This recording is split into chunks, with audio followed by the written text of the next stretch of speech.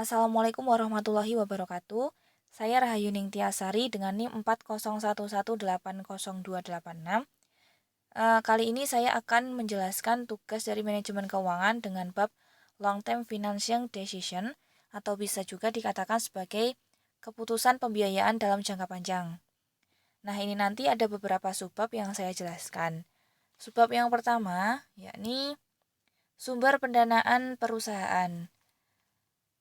Dalam kegiatan operasional perusahaan, tentunya perusahaan itu mempunyai beberapa dana sumber utama pendanaan yang digunakan. Nah, ini ada 3. Yang pertama yakni arus kas internal jangka panjang. Ini biasanya terdapat penyusunan atau depresiasi dan laba yang ditahan. Yang kedua yakni sumber dananya dari dana eksternal jangka panjang. Dan yang ketiga yakni dana eksternal jangka pendek. Nah, dana eksternal jangka pendek ini diperoleh dari pendanaan swasta. Pendanaan swasta sendiri di sini yakni dana yang diperoleh langsung dari seseorang atau beberapa orang atau lembaga keuangan seperti bank, perusahaan asuransi, pengelola dana pensiun, dan lain-lain. Kurang lebih seperti itu. Dan dana eksternal jangka pendek juga diperoleh dari pendanaan publik menggunakan bank emisi untuk menjual sekuritas kepada penanam modal atau investor. Itu nanti baik dalam segi perseorangan atau lembaga keuangan, seperti itu. Nah, untuk dana dari publik itu diperoleh dari pasar modal. Nah, apa sih pasar modal ini? Pasar modal itu merupakan tempat pertemuan antara pihak yang memerlukan dana dengan pihak yang menyediakan dana. Lalu mengapa ada pihak yang bersedia menyerahkan dananya kepada pihak lain? Nah, hal itu dikarenakan untuk memperoleh keuntungan dari penyerahan dana tersebut. Jadi keuntungannya ini nanti berupa dividen atau pembagiannya ini disebut dengan dividen bagi yang memiliki saham atau bagi pemegang saham dan mendapatkan bunga bagi yang memiliki obligasi seperti itu. Lalu bab yang selanjutnya yakni pendanaan dari pasar modal. Nah, untuk diingat kembali bahwa tujuan utama perusahaan adalah memaksimumkan kemakmuran pemegang saham atau memaksimumkan nilai perusahaan. Kurang lebih seperti itu. Oleh karena itu, konsep penilaian surat berharga itu menjadi sangat penting karena bagi manajer keuangan itu seperti halnya pemegang saham, investor maupun para pialang saham lainnya. Kurang lebih seperti itu. Lalu di sini juga dijelaskan bahwa pasar modal itu terdapat di mana saja dan kapan saja itu bisa terjadi. Jadi maksudnya begini, jika pasar modal itu di Indonesia sekarang mulai buka pada pagi hari, bisa saja di negara lain itu pada pagi hari pasar modalnya tutup. Begitu juga apabila di negara lain itu pada pagi hari pasar modalnya itu mulai akan tutup. Tetapi ada negara lain juga yang pasar modalnya pada pagi hari itu mulai buka. Begitupun seterusnya hingga pasar modal dalam 24 jam itu tidak akan pernah tutup. Seperti itu.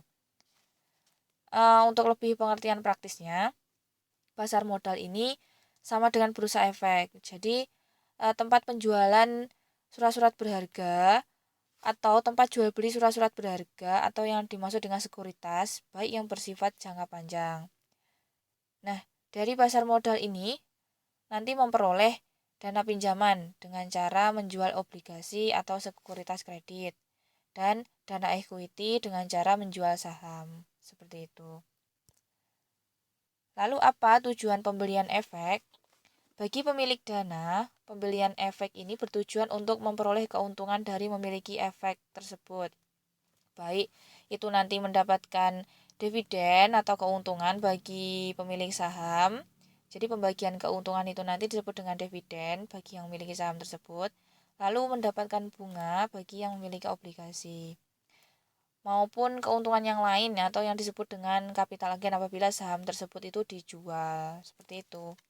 Selain itu, kalau perusahaan itu mempunyai kelebihan dana dan dana tersebut tidak digunakan untuk operasional perusahaan yang sedang berjalan, nah dana yang tidak digunakan itu atau dana kelebihan itu bisa digunakan untuk membelikan efek.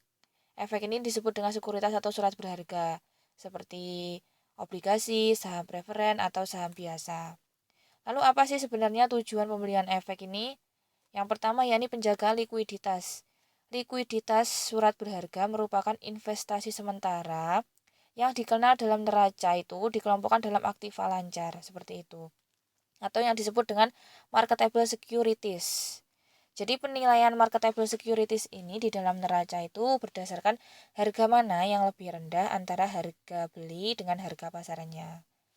Dan tujuan pembelian efek yang kedua, yakni untuk memperoleh pendapatan dari surat berharga. Kalau surat berharga ini dipertahankan dalam jangka panjang, maka di dalam neraca ini biasanya dikelompokkan dalam kelompok investasi jangka panjang, atau juga bisa disebut, atau sering dalam neraca itu disebut investment. Kurang lebih seperti itu. Lalu apa sih keuntungan penarikan dana itu dari pasar modal?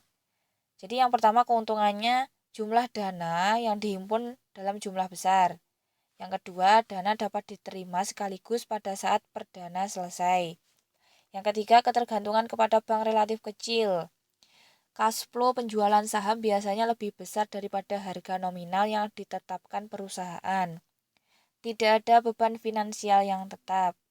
Dan jangka waktu penggunaan dana tidak terbatas, serta tidak dikaitkan dengan kekayaan sebagai jaminan tertentu. Jadi tidak ada kaitannya dengan kekayaan seseorang dari penarikan dana dari pasar modal itu sebagai jaminannya, kurang lebih seperti itu. Lalu apa manfaatnya penarikan dana ini bagi pemodal? Jadi manfaatnya pemodal itu bebas memilih berbagai efek yang diinginkan.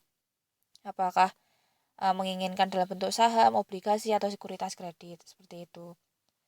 Lalu apa sih keuntungan pemodal memiliki efek ini atau sejenis sekuritas ini?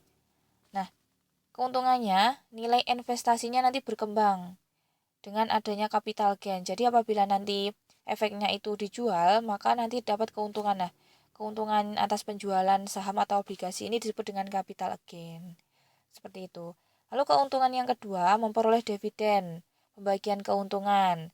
Jadi apabila suatu perusahaan itu mendapatkan keuntungan, nah keuntungan ini dibagi untuk pemegang saham dan memperoleh bunga juga bagi pemegang obligasi, seperti itu. Nah, keuntungan yang ketiga yakni hak suara pada rapat umum pemegang saham. Dan keuntungan yang keempat, mudah mengganti instrumen atau mudah memilih menggunakan investasi apa yang lebih menguntungkan, apakah menggunakan saham, obligasi, atau surat berharga lainnya, seperti itu. Yang selanjutnya, yakni jenis-jenis surat berharga. Jadi jenis-jenis surat berharga ini pendanaan jangka panjang dapat dilakukan dengan berbagai jenis-jenis seperti yang sudah saya tampilkan di sini.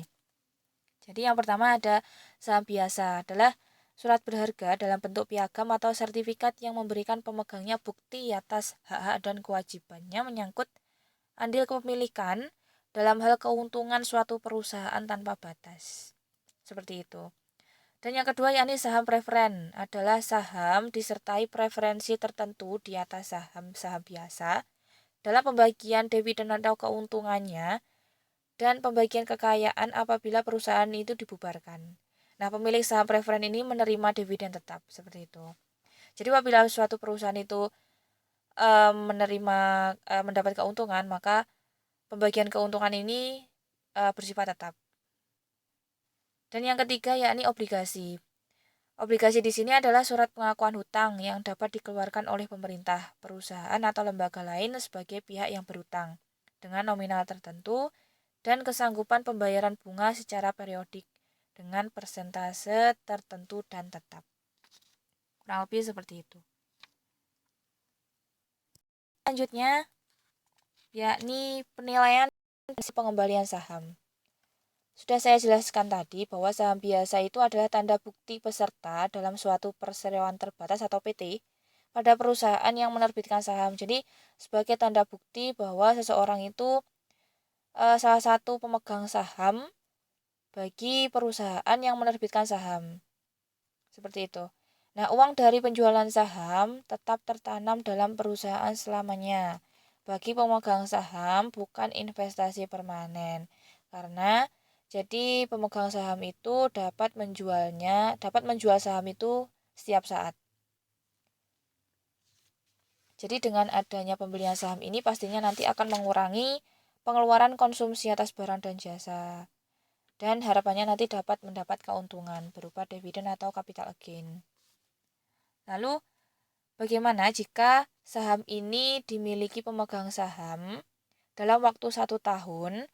Berapa besarnya required rate of return atau keuntungan yang diharapkan oleh pemegang saham? Nah, untuk menyelesaikan masalah seperti ini, dapat menggunakan rumus seperti yang tertera ini, seperti yang sudah saya lampirkan, bahwa KS di sini diibaratkan tingkat keuntungan yang diharapkan.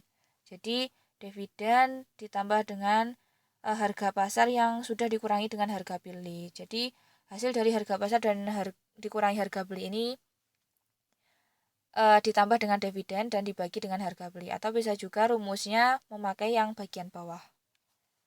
Langsung saja ke contohnya untuk penilaian dan hasil pengembalian saham. Seseorang membeli saham perusahaan dengan harga Rp50.000. Diharapkan pembagian dividen sebesar Rp200 pada akhir tahun. Harga saham setelah pembayaran dividen diharapkan sebesar Rp55.000. Berapakah tingkat keuntungan yang diharapkan? Nah, itu tadi bisa menggunakan rumus yang sudah tertera tadi, yang sudah saya jelaskan di slide awal. Bisa juga dimasukkan seperti yang sudah tertera di sini. Jadi D1 ini merupakan dividen awalnya, dividen pada akhir tahun. Dan untuk P1 ini merupakan harga saham setelah pembayaran dividen di akhir tahun pertama. Dan dikurangi saham pertama atau saham pembelian pertama dengan harga normalnya Rp50.000. Seperti itu, dibagi dengan harga belinya. Jadi Rp50.000 ini harga beli sahamnya. Dan hasilnya adalah 10,4%. Atau bisa juga, jika ada pertanyaan lain, untuk menghitung berapa tingkat keuntungan yang diharapkan. Kurang lebih contohnya seperti ini. Apabila pemegang saham ingin menanam saham untuk jangka waktu selama 2 tahun, kemudian menjualnya pada akhir tahun kedua, sedangkan dividen pada akhir tahun kedua sebesar Rp400, dan diharapkan harga pasar saham pada akhir tahun kedua sebesar Rp60. Tentukan tingkat keuntungan yang diharapkan pemegang saham. Langsung saja kita masukkan ke rumusnya. Jadi di sini dimisalkan untuk tingkat keuntungan yang diharapkan itu 10%. Kita masukkan PO di sini adalah harga belinya yakni Rp50.000, dan D1 ini merupakan dividen pada akhir tahun ke-1, D2 ini merupakan dividen pada akhir tahun kedua, sedangkan M ini adalah harga pasar saham pada akhir tahun kedua. Seperti itu kita masukkan, dan KS ini di sini 1 ditambah KS di sini 10%, maka 10% ini kita desimalkan menjadi 0,10 ditambah 1 menjadi 1,10. Kurang lebih seperti itu, dan diperoleh hasilnya setelah PV dikurangi outlay atau PV hasil penjumlahan tadi, persen value-nya 50.099,20 dikurangi harga belinya, atau outlay ini bisa dikatakan sebagai harga beli awalnya. Dan hasilnya adalah positif 99,20. Seperti itu. Yang selanjutnya, yakni dimisalkan tingkat keuntungan yang diharapkan adalah 11%. Maka di sini bisa dilihat untuk NPV-nya, net present value-nya menjadi negatif 797,82. Seperti itu. Itu dimisalkan jika keuntungan yang diharapkan adalah 11%.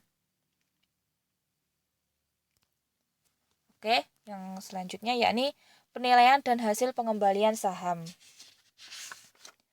Untuk mencari dengan rumus IRR.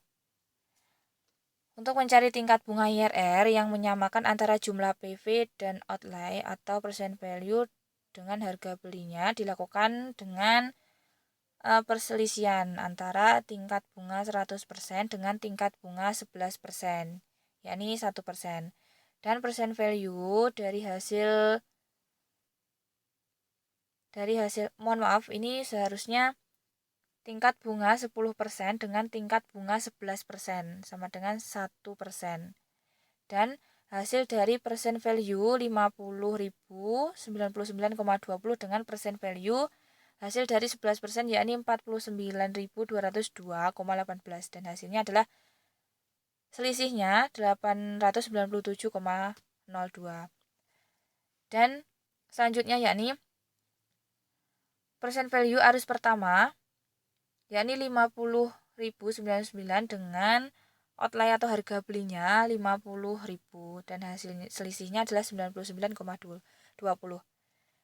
Lalu kita masukkan ke rumusnya, yakni gunakan rumus pembagian selisih nomor 2 dikali dengan selisih nomor 1. Pembagian antara selisih nomor 2 dengan selisih nomor 1, maka hasilnya adalah sebagai berikut, yakni 0,11%. Jadi IRR-nya 10% ditambah 0,11% sama dengan 10,11%. Lebih seperti itu. Itu untuk mencari penilaian dan hasil pengembalian saham dengan IRR, tingkat bunga IRR-nya. Yang selanjutnya yakni penilaian saham dengan pertumbuhan. Jadi penilaian saham dengan pertumbuhan ini ada 3 metode. Dan metode pertama yakni penilaian saham apabila dividen tidak bertumbuh atau zero growth. Untuk menerangkan penilaian saham apabila tidak bertumbuh, dimulai dengan dividen suatu saham yang tetap konstan. Nah, keadaan ini bisa juga disebut saham dengan pertumbuhan nihil. Dividen tiap-tiap tahun di masa yang akan datang diperkirakan akan konstan terus jumlahnya, atau D1 sama dengan D2 sama dengan D3 dan seterusnya. Saham biasanya ditahan untuk waktu yang tidak terbatas. Saham yang tidak bertumbuh pada prinsipnya sama dengan obligasi yang tidak berjatuh tempo. Maka untuk penilaian saham tanpa pertumbuhan dapat dihitung berdasarkan rumus yang dikembangkan untuk obligasi yang tidak berjatuh tempo. Seperti itu. Untuk rumusnya sudah saya sajikan. Untuk mencari harga atau nilainya, ini dividen dibagi dengan tarif diskonto. Nah, tarif diskonto di sini sama dengan tingkat kapitalisasi. Atau bisa juga rumusnya dengan P0 atau P0 di sini dapat dikatakan dengan harga awalnya atau harga beli. Dan D1 yaitu merupakan dividen dibagi dengan tarif diskontonya. Jadi tarif diskonto di sini bisa juga diperoleh dari dividen dibagi dengan harga belinya. Jadi dengan kata lain, nilai saham yang tidak mempunyai prospek pertumbuhan adalah sama dengan penghasilan dividennya. Kurang lebih seperti itu. Metode yang selanjutnya yakni penilaian saham dengan pertumbuhan. Biasanya dividen beberapa perusahaan tahun demi tahun itu berkembang, tumbuh seperti yang direncanakan secara umumnya. Dan tingkat pertumbuhan ini diharapkan terus berlanjut pada tingkat pertumbuhan yang sama. Jadi, apabila dividen perusahaan saat ini adalah di 0, maka dividen di masa yang akan datang tahun T itu adalah rumusnya sebagai berikut. Jadi, rumusnya di sini DT atau T di sini adalah tahun yang ditanyakan. Dan pencarian rumusnya dengan D0 dikali dengan 1 plus G. Dan G di sini merupakan tingkat pertumbuhan yang diharapkan. Kurang lebih seperti itu. Yang selanjutnya, penilaian saham dengan pertumbuhan yang tidak konstan. Jadi untuk memberikan penjelasan berkaitan dengan penilaian saham dengan pertumbuhan yang tidak konstan, diberikan contoh penjelasan sebagaimana berikut ini yang sudah saya lampirkan. Perusahaan PT Tangguh dengan pertumbuhan yang tidak selama dividen konstan diharapkan tumbuh dengan tingkat 27,5% untuk periode 10 tahun dan kemudian tingkat pertumbuhan turun menjadi 8%. Nilai saham perusahaan dengan pola pertumbuhan seperti ini ditetapkan dengan persamaan sebagai berikut. Jadi harga sekarang sama dengan PV atau percent value dividend selama pertumbuhan supernormal. Ditambah nilai saham pada akhir periode pertumbuhan supernormal didiskontokan baik ke saat sekarang. Jadi rumusnya sudah saya sajikan sebagaimana berikut. Dan di sini GS itu merupakan tingkat pertumbuhan supernormal dan G tingkat pertumbuhan normal, sedangkan N periode pertumbuhan supernormal. Seperti itu. Untuk selanjutnya, yakni penilaian dan hasil pengembalian saham preferen, subbab yang selanjutnya. Nah, saham preferen itu merupakan saham yang disertai preferensi tertentu di atas saham biasa. Jadi dalam pembagian dividen dan pembagian kekayaan apabila perusahaan itu dibubarkan, seperti itu. Jadi pemilik saham preferen ini menerima dividen tetap atau menerima keuntungan perusahaan yang bersifat tetap. Pembagian keuntungannya nanti bersifat tetap bagi pemilik saham. Sedangkan pada umumnya saham preferen tidak mempunyai hari jatuh dan dapat dihitung dengan rumus yang sudah saya sajikan ini. VPS atau disebut dengan nilai saham preferen saat ini, DPS, dividen saham preferen, dan KPS di sini merupakan tingkat bunga atau discount rate. Sebagaimana contohnya yang sudah saya lampirkan sebagai berikut. Saham preferen kumulatif PT ABJ memberikan dividen tetap setiap periode sebesar Rp575 per lembar saham. Diskon rate yang diisyaratkan sebesar 9%. Jadi berapa nilai saham preferennya? Tinggal kita masukkan. Sudah diketahui bahwa DPS di sini adalah dividen tetapnya setiap periode sebesar Rp575 dibagi dengan tingkat bunganya, yakni 9%. Jika didesimalkan 0,09. Jadi VPS-nya diketahui Rp6.388,88 seperti itu. Dan yang selanjutnya, sebab yang selanjutnya yakni penilaian dan hasil pengembalian obligasi. Obligasi adalah surat pengakuan hutang yang dapat dikeluarkan oleh pemerintah, perusahaan atau lembaga lain sebagai pihak yang berhutang dengan nominal tertentu dan kesanggupan pembayaran bunga secara periodik dengan persentase tertentu dan tetap. Jadi macam obligasi di sini ada 2, perpetual bonds, yakni obligasi yang tidak memiliki tanggal jatuh tempo. Jadi bunganya dibayar tanpa batas atau tidak ada batasnya. Yang kedua yakni obligasi yang memiliki tanggal jatuh temponya dan bunganya itu ada batasnya, atau bisa juga dikatakan bunganya dibayar di setiap tahunnya, seperti itu. Lalu bagaimana menentukan besarnya rate of return pada pendapatan obligasi yang sudah saya lampirkan di sini dengan rumus seperti ini.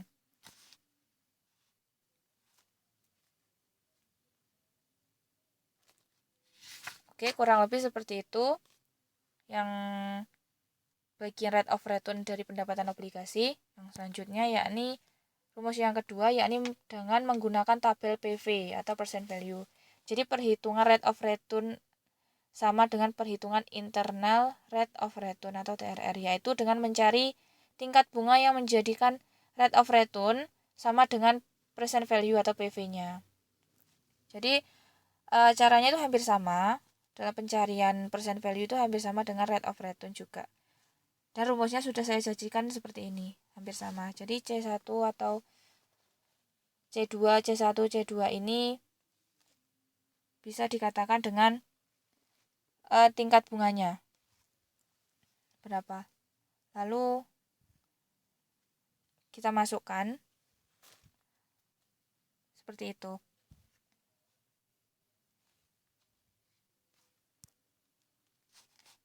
Yang selanjutnya yakni obligasi perpetual atau waktu jatuh tempo tidak terbatas. Sudah saya sajikan untuk rumusnya serta contohnya seperti ini. Jadi suatu obligasi yang tidak mempunyai hari jatuh, nilai nominalnya Rp20.000 dengan bunga Rp1.000 setiap tahunnya.